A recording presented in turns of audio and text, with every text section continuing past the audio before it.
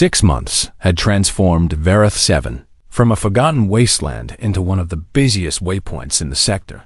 The original 3 wells had multiplied to 27, and each one pumped water continuously to fill the massive storage tanks that Soleth had designed. Ships arrived daily to refuel and resupply, and the small settlement that had grown around the wells now housed over 200 workers from a dozen different species. Sergeant Yun Deho stood on the observation deck of the main administration building and watched a convoy of freighters descending toward the landing pads.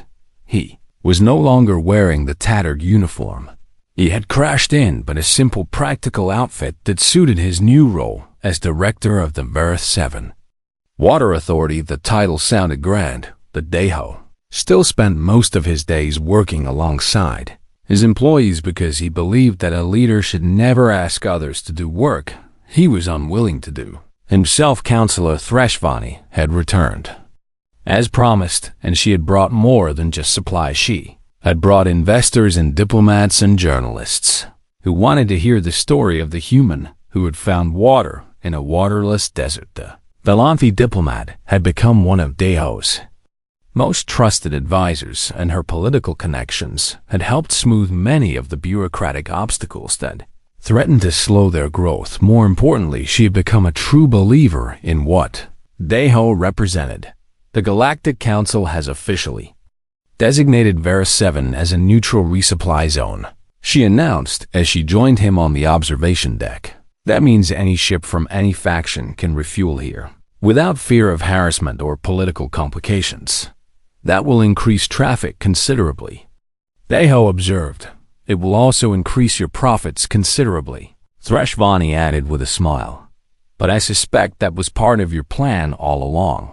Deho shrugged modestly, but she was right, of course. He had understood from the beginning that neutrality was the key to success in this location, and he had worked carefully to position Vareth 7 as a safe harbor for everyone regardless of their political allegiances. Navigator Crix had become the station's chief operations officer, and his mathematical skills had proven invaluable in managing the complex logistics of serving hundreds of ships per month. The Mordelian had also developed a profitable side business selling route optimization data to captains who wanted to save fuel.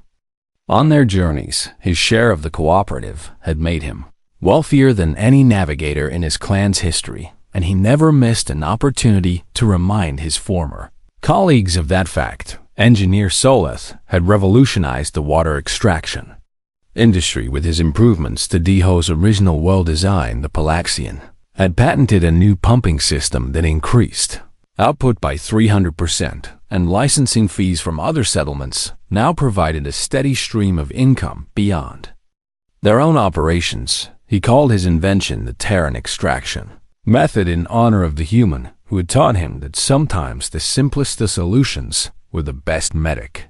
Yura had established a medical center that served not only the station's workers, but also the crews of passing ships.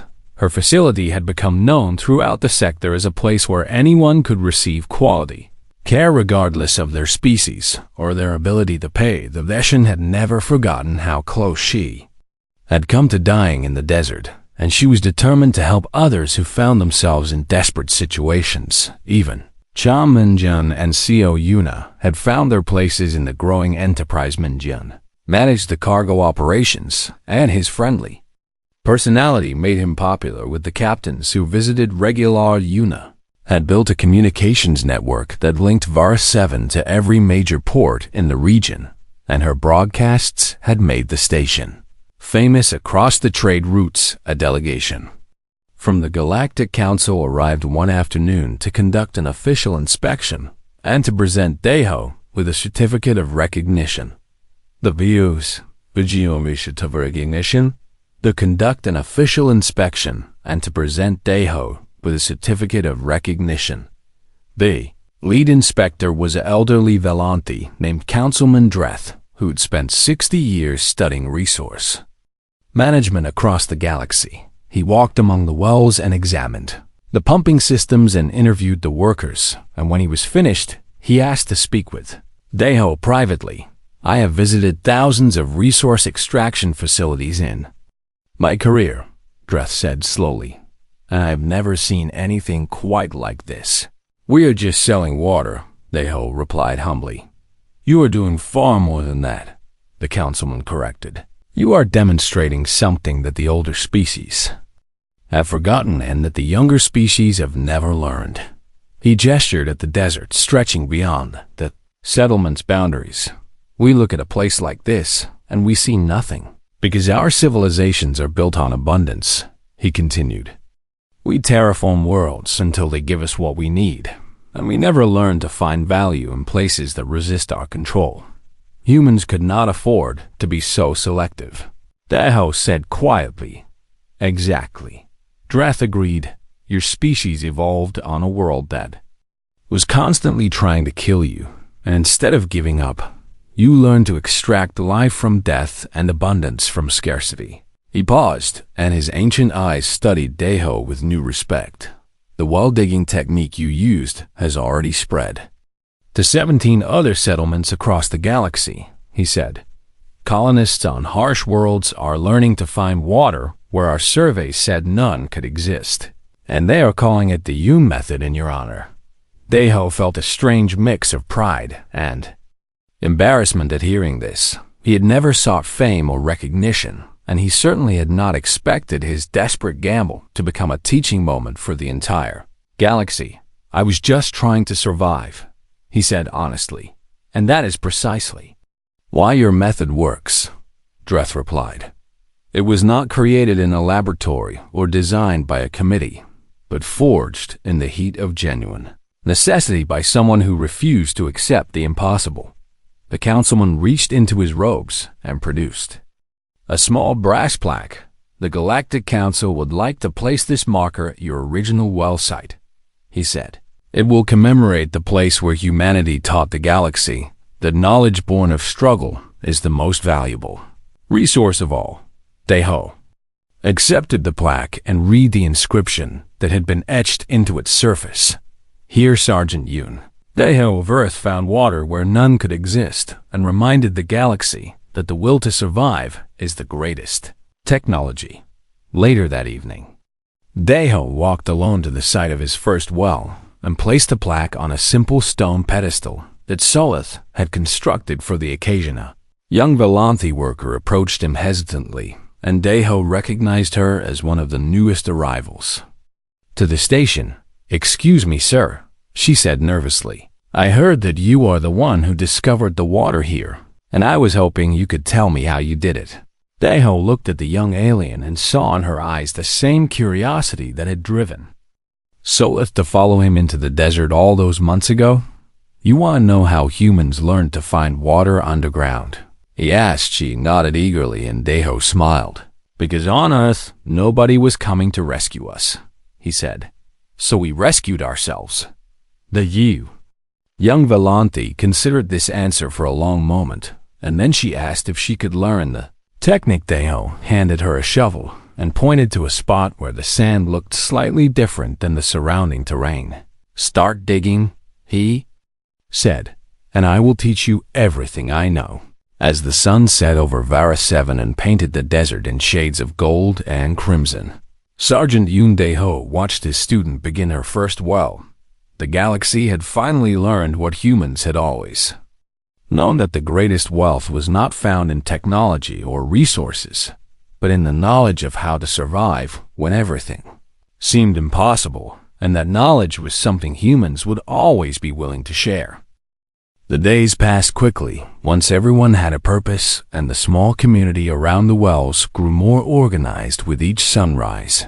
Deho had established a simple economy where water was the currency and labor was the means of earning it. Those who worked hard received bonus rations, and those who contributed ideas or skills received recognition and respect. The second well struck water at 5 meters depth, and Solith's pumping system increased their daily output to nearly 200 liters.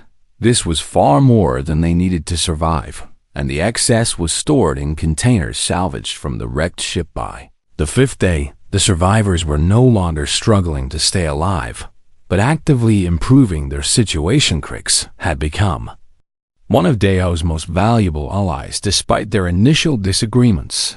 The Mordelian navigator had a gift for calculation and optimization, and he used these skills to identify the best locations for new wells based on the terrain data he could observe. His predictions were not always correct because, as he admitted, his species had never developed the intuition for underground water that Deho possessed.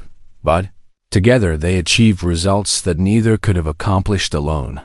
I have recalculated my original assessment 17 times, Crix admitted one evening as they surveyed their growing network of wells. And I still cannot understand how you knew water would be here when every piece of data suggested otherwise. The data was not wrong, Deho replied. It just did not include the right information. He picked up a handful of soil and let it run through his fingers. Your sensors measure moisture content and mineral composition and 100 other factors, but they do not measure history, and they do not see patterns that only make sense to eyes that have searched for water before. You are saying that experience is more valuable than data? Crix asked with genuine curiosity. I am saying that experience and data together are more valuable than either one alone, Deho corrected. Your calculations told us where water could not possibly exist, and my experience told us where to look anyway. And between those two approaches, we found the truth. Crix considered this for a long moment, and his compound eyes glittered in the fading light. Humans are strange creatures, he finally said. You combine the most primitive methods with the most advanced reasoning and somehow produce results that should be impossible. That is because we are young, Deho said. The older species have forgotten what it means to struggle, and so they have forgotten how to find solutions when the easy answers do not work. The conversation was interrupted by shouts from the direction of the crash site, and both of them hurried to investigate. Yuna had finally managed to repair the long-range communications array, and she had made contact with a Dehydrated, Mambelian trade vessel that was passing through the system.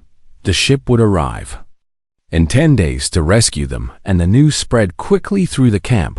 But Deho's reaction surprised everyone who was watching. Instead of celebrating, he immediately called a meeting of the survivors and presented them with an unexpected proposal. This moon is unclaimed territory, he announced. Under galactic law, any citizen can file a development claim on unclaimed land if they can demonstrate productive use of the resources. What are you suggesting? Counselor Threshvani asked with sudden interest.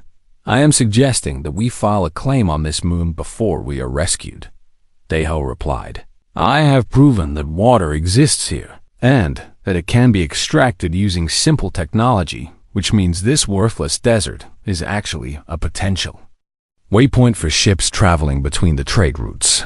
The aliens exchanged confused glances as they tried to understand what Deho was proposing. Ships need water for crew consumption and cooling systems and emergency reserves, Deho explained. This moon sits at the intersection of two major shipping lanes, but no one uses it because there is supposedly no water here. And you want to sell them water, Solis said slowly as understanding dawned. I want to build a refueling station, Deho corrected, and I want everyone here to be part of it. He outlined his plan with the precision of someone who had been thinking about it for days.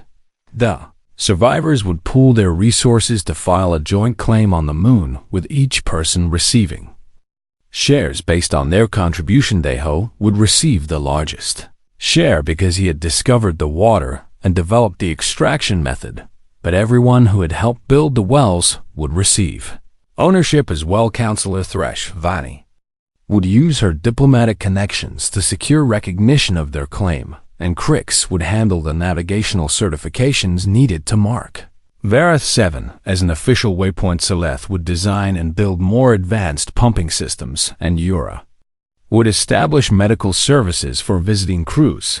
You are asking us to become business partners, Crix observed. I am offering you an opportunity. Daiho replied. You can take your rescue ship back to your normal lives and forget this ever happened.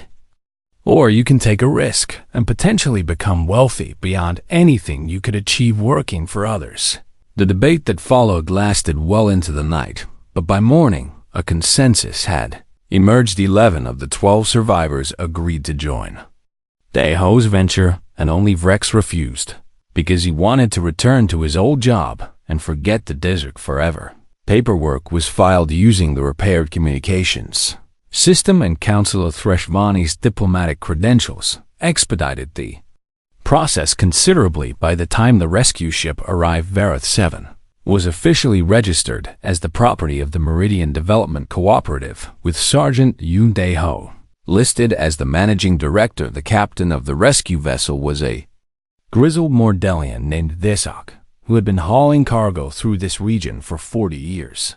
He stared at the wells and the storage tanks and the beginnings of a settlement that the survivors had constructed, and he could not believe what he was seeing. You found water here? He asked Dae-ho with open amazement. I have passed this moon 1,000 times and never thought anyone could survive here for more than a few days. That is exactly why this location is valuable, Dae-ho replied with a slight smile. Every ship that passes by needs water, and none of them can get it anywhere nearby except here. Desak was a practical creature, and he recognized an opportunity when he saw one. How much are you charging? He asked. For you, nothing. Dae-ho said, consider it a sample to spread the word, and when you tell other captains about this place, make sure they know that Vareth 7 is open for business. The rescue ship departed with most of the survivors aboard, but Dae-ho stayed behind. When Minjun and Salithi had work to do and a business to build, and none of them were willing to leave their investment. Unattended Councillor Threshvani promised to return within a month with supplies and additional workers, and Crix agreed to update the navigation charts to include Vareth 7 as an official refueling waypoint. As the ship disappeared into the sky, Dae-ho stood beside his first well and looked out at the desert that had nearly killed him. It was still harsh and unforgiving, but he had learned its secrets and bent it to his will. The aliens had called him foolish for digging in a place where water could not exist, and now those same aliens were his business partners in an enterprise that could make them all rich.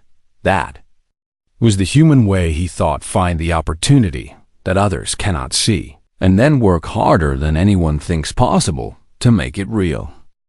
The cargo vessel Meridian Star hit the ground hard and skidded across the red sand for nearly a kilometer before finally stopping against a ridge of black rock. Sergeant Yoon Dae-ho pulled himself from the wreckage and looked around at the barren wasteland that would now be their home until rescue Aravid Vayer Haver 7 was not a planet anyone wanted to visit, and it was certainly not a place anyone wanted to crash. The moon orbited a gas giant in a system that served as a shortcut between two major trade routes, but the moon itself was nothing but desert and death.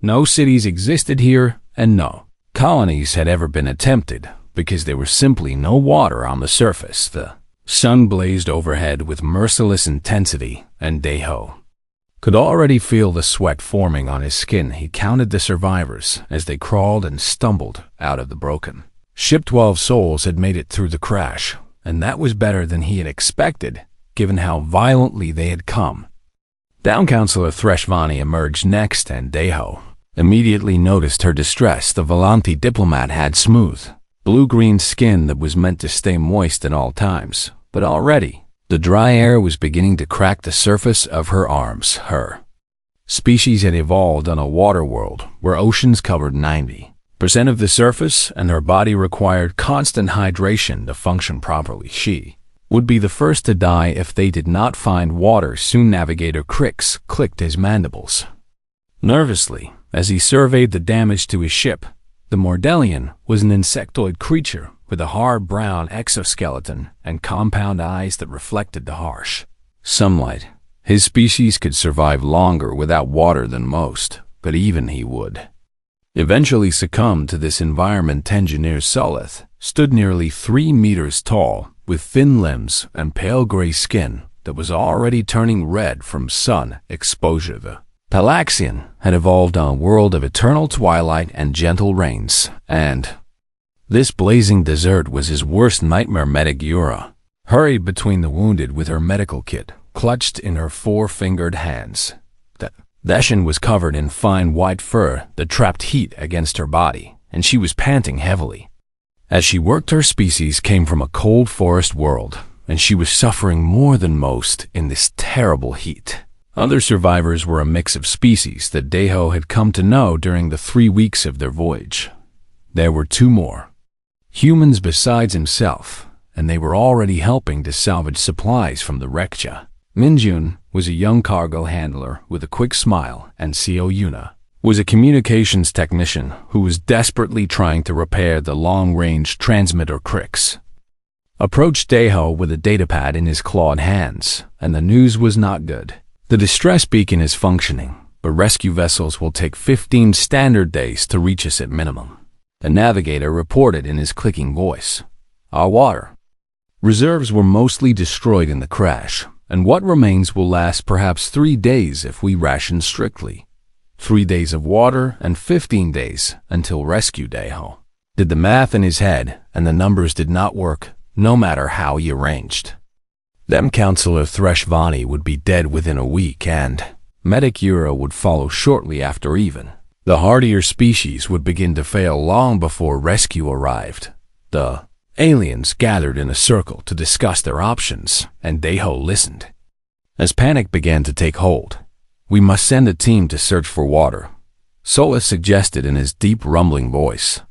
There is no water here. Crix replied with certainty.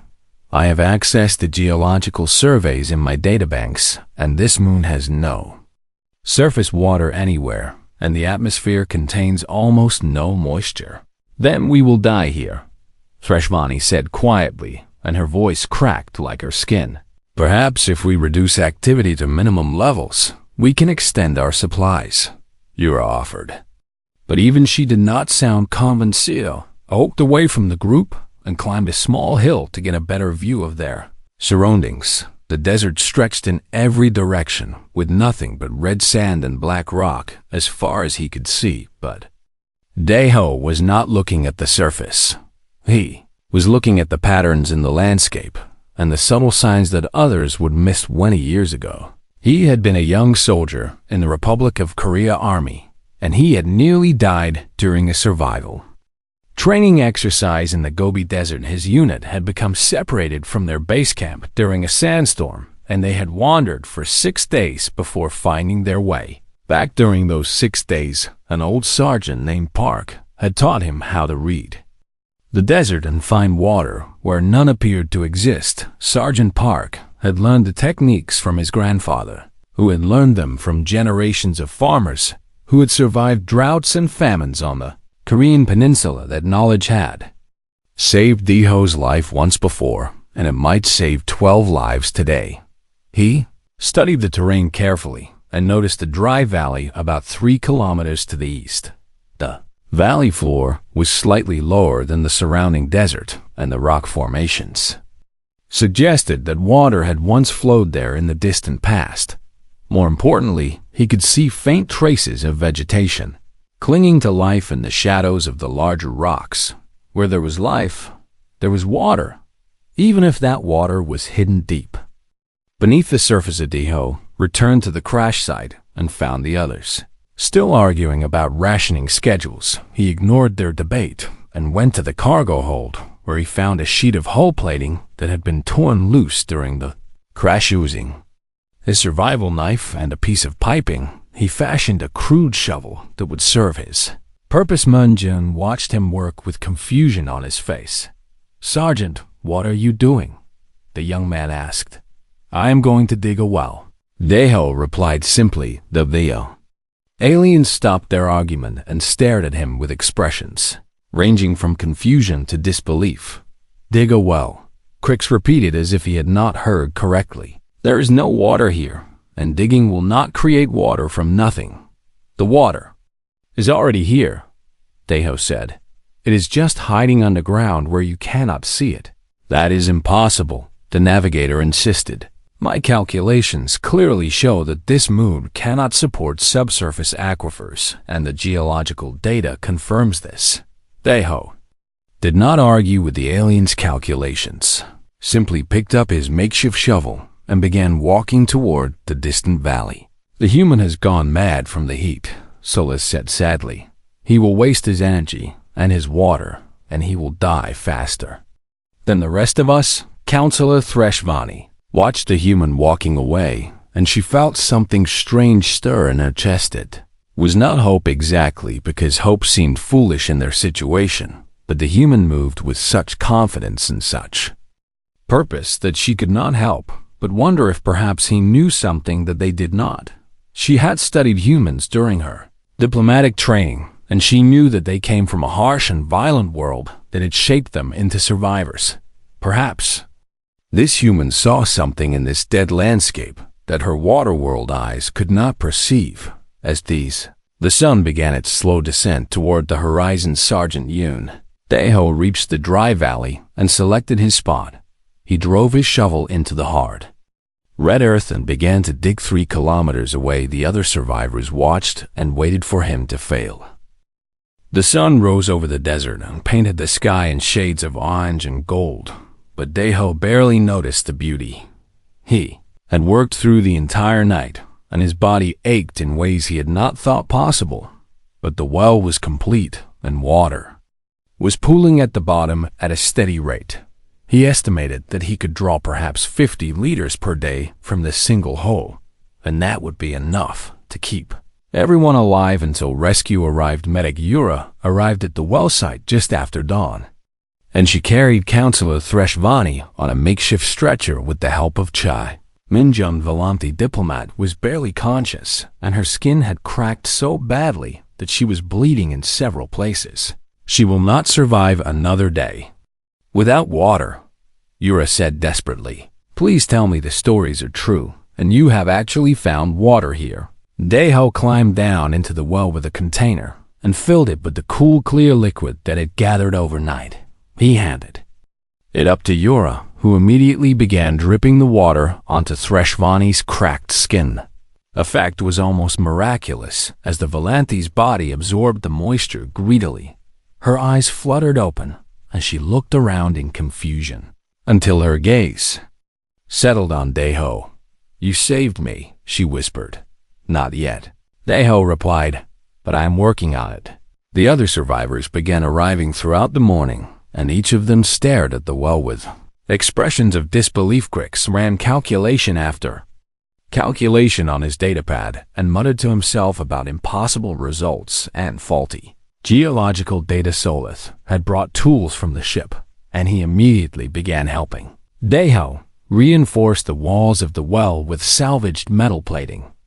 2 humans, Minjun and Yuna, worked alongside him, and together they transformed the crude hole into a proper water extraction point. By midday, the well was producing steadily, and Deho had set up a simple filtration system using layers of sand and charcoal and cloth. The water that emerged from this filter was clean and safe to drink, and the survivors gathered around to receive their rations. But not everyone was grateful for what Deho had accomplished. A Mordelian cargo worker named Rex pushed his way to the front of the line and demanded a larger share. "I am bigger than the others, and I require more water to survive," he insisted. "You must give me extra. You will receive the same ration as everyone else," Deho replied calmly. "This is unacceptable." Rex clicked angrily. "You cannot hoard this resource for yourself, and we demand equal access." Deho looked at the Mordelian with an expression that made several of the other aliens step back nervously. "I spent 30 hours digging this well while you sat in the shade and complained," Deho said quietly. "I used my own water ration to fuel my labor, and I risked my life on a gamble that everyone said was foolish." He paused to let his words sink in before continuing. "This well belongs to me because I created it with my own hands and my own sweat and my own knowledge. But I am willing to share the water with everyone who is willing to help. Help with what? Crix asked suspiciously. We need a second well to increase our water supply, Deho explained. We need a pumping system to draw water more efficiently, and we need a storage tank to hold reserves, and we need someone to stand watch at night to protect our work. He looked around at the assembled survivors and saw understanding dawning on some faces and resentment on others. Those who work will receive full water rations, he announced. Those who refuse to work will receive half rations, which is still enough to survive, but not enough to be comfortable. This is exploitation, Rex shouted. You cannot profit from our desperation. Counselor, Threshvani rose unsteadily to her feet, and her voice carried across the gathering despite her weakness. He's not exploiting us, she said firmly. He's offering us a fair trade, and that is the foundation of every civilized economy. The Volanti diplomat had recovered enough strength to think clearly, and she had been doing exactly that while the others argued. Sergeant Yoon spent his resources and risked his life to create something of value, she continued. He is now offering to exchange that value for labor which will benefit everyone, and this is not exploitation, but opportunity. Crix's mandibles clicked thoughtfully as he processed this argument. The counselor makes a valid point, he admitted reluctantly. By the standards of galactic trade law, the human has established legitimate ownership of a natural resource through discovery and development. But we will die without water, Rex protested. You would have died regardless if the human had not acted, Threshvani replied sharply. He owes you nothing, and yet he is offering you a path to survival in exchange for reasonable labor. The argument continued for another hour, but eventually, the survivors came to an agreement. Ho would manage the water distribution, and those who contributed labor would receive full rations, while those who refused would receive reduced rations. Rex grumbled and complained, but he picked up a shovel and began digging where Deho directed. By evening, the second well was already 2 meters deep, and Soeth had designed a simple bucket and pulley system that made drawing water much easier.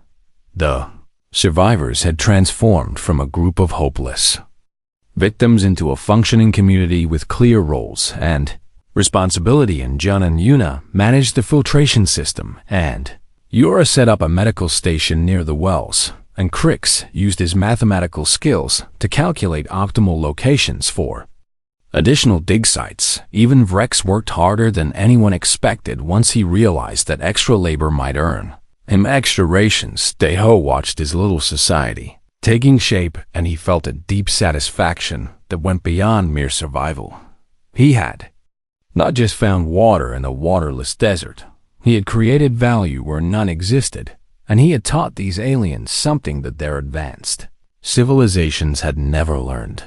Sometimes, the most valuable technology was not a machine or a computer, but knowledge passed down through generations of people who had learned to survive against impossible odds. That night, Counselor Threshvani sought out Deho as he rested near the first well. I have been thinking about what you have done here, she said quietly. My people have terraformed hundreds of worlds, but we have never learned to extract resources from hostile environments, because we always transform the environment instead. Terraforming takes time and resources, Deho observed. Sometimes you do not have either. Exactly, Threshvani agreed. And that is why humans are more valuable to the galactic community than most species realize. She looked out at the desert that had nearly killed her, and she saw it differently. Now it was not just a wasteland, but a puzzle waiting to be solved by someone with the right knowledge and the right determination. When we are rescued, I intend to make a full report to the Volanti Diplomatic Corps, she said. I believe there is much that the older species could learn from humanity. Deho smiled slightly at that, but his mind was already working on a bigger plan. He had 14 days until rescue arrived, and in that time he intended to make himself indispensable to the galactic community. This desert moon was worthless to everyone except him, and he knew exactly how to turn that worthlessness into wealth. The first meter of Earth was the hardest because the sun had baked the surface into something that felt closer to stone than soil to hose. Arms burned with effort and sweat poured down his face, but he did not stop. He had rationed himself half-liter of water for the entire day, and he knew that he was losing more than that through perspiration, but this was a gamble he had to take because the alternative was certain death for everyone. The makeshift shovel bent and warped under the strain, but Deho had reinforced it with strips of metal from the cargo hold, and it held together, worked in a steady rhythm that he had learned long ago, and he paced himself to avoid exhaustion. Dig and lift and throw and repeat. The pile of red earth beside the hole grew larger as the hours passed. Back at the crash site, Crix monitored the humans' progress through a pair of salvaged binoculars and reported to the others with undisguised contempt. He has dug approximately 1.5 meters deep and he shows no signs of stopping, the navigator announced. At this rate, he will exhaust himself completely within 2 days, and his water consumption will actually accelerate our collective demise. Should we order him to return? Soleth asked. Uncertainly, he is not under my command, Counselor. Threshvani replied weakly from her position in the shade of the wreckage. He is a free citizen of the Terran Alliance, and he may do as he wishes with his own life. The Valantha diplomat was suffering greatly as her skin continued to crack and peel in the dry air. Medic Yura had applied every moisturizing compound in her kit, but nothing could replace the water that Threshvani's body desperately needed. She would be dead within 4 days at this rate, and they all knew it. Engineer Soleth found himself unable to stop watching the distant figure of the human as he dug deeper into the earth. There was something fascinating about the creature's determination, and something almost admirable about his refusal to accept their situation. The Palaxian had studied humans during his engineering training because Terran technology had a reputation for being crude but effective. Had learned that humans had only achieved faster than light travel 3 centuries ago, which made them one of the youngest species in the galactic community. Most of the older species had dismissed humans as primitive newcomers who had little to offer the greater civilization, but Soleth had noticed something that others often missed. Human technology worked in places where more advanced systems failed, and human engineers could repair machines using nothing but spare parts and determination. Now, he was watching a human try to solve an impossible problem using nothing but a bent piece of metal, and his own Musclezelith made a decision that surprised even himself. He gathered a container of water and some emergency rations, and he began walking toward the distant valley. Where are you going? Crix demanded. I am going to observe, Soleth replied without stopping. If the human fails, I want to understand why, and if he succeeds, I want to understand how. The walk across the desert was brutal for the Palaxian, and his pale skin burned painfully under the harsh sun, but he pressed on until he reached the edge of the hole that Daiho had dug. The human was now more than 2 meters deep, and he was still digging with that same steady rhythm. You came to watch me fail? Daiho asked without looking up. I came to understand. Soleth admitted, my species has never encountered a problem that could not be solved with sufficient technology, but you are attempting to solve this problem with nothing but physical labor, and I do not understand your reasoning. Daiho paused his digging and looked up at the tall alien with an expression that might have been amusement. Your species terraforms planets before you colonize them, he said. You reshape entire worlds to match your needs, and you have done this for thousands of years. That is correct, Soleth confirmed. It is the logical approach to colonization. Humans did not have that technology when we spread across Earth. Daiho explained, we had to survive on whatever planet we were given, and Earth was not kind to us. He resumed his digging as he spoke, and Soleth listened with growing fascination. Our homeworld has deserts that span entire continents and mountains that reach into the sky, and oceans that can swallow whole nations. Deho continued, we learned to find water in places where water should not exist because the alternative was death. But how can water exist beneath this surface? Soleth asked. The geological surveys indicate that this moon has been dry for millions of years. Water does not disappear, Deho replied. It only moves and hides, and on a world like this, it moves downward and hides beneath the surface, where the sun cannot reach it. He pointed to the walls of the hole, and Soleth leaned closer to examine them. Do you see how the color of the soil changes as we go deeper? Deho asked. The surface is red because the iron in the soil has oxidized in the dry air. But look here at 3 meters depth. Soleth studied the soil and noticed that it was indeed slightly darker than the layers above. The color change indicates moisture, Deho explained. Not much moisture, but enough to tell me that we are going in the right direction. The Palaxian felt something shift in his understanding of the universe. His species had always believed that technology was the answer to every problem, but here was a human solving an impossible challenge, using nothing but knowledge passed down through generations of survivors.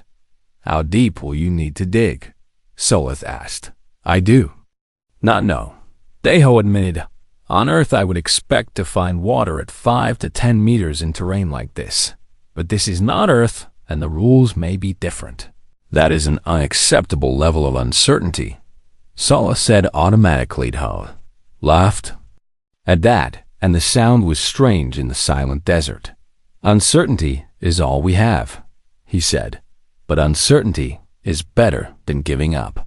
The sun set, and the temperature dropped rapidly as the desert released the heat it absorbed during the day. Deho kept digging by the light of a salvaged emergency lamp, and Soleth stayed to watch and learn at 4 meters depth.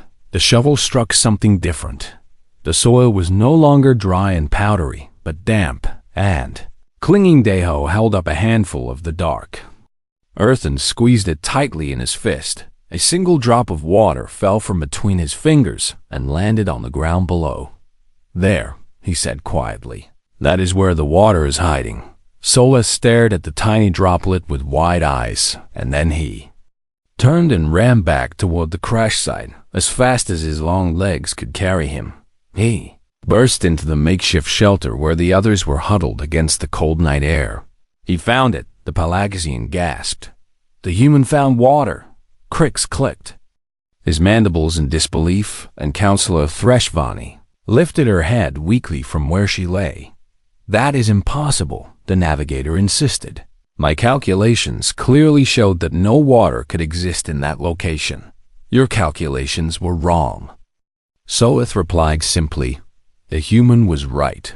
Back in the valley, Deho kept digging, and the soil grew wetter with every thrust of his shovel. He was exhausted beyond anything he had ever experienced, but he could not stop now. The others were counting on him, even if they did not believe in him yet. By midnight, he had reached 6 meters, and water was seeping through the walls of the hole fast enough to form a small puddle at the bottom. Deho sat on the edge of his well and watched the water slowly rising. He had done the impossible and found water in a place where water could not exist now. He just needed to figure out how to make the others pay for it.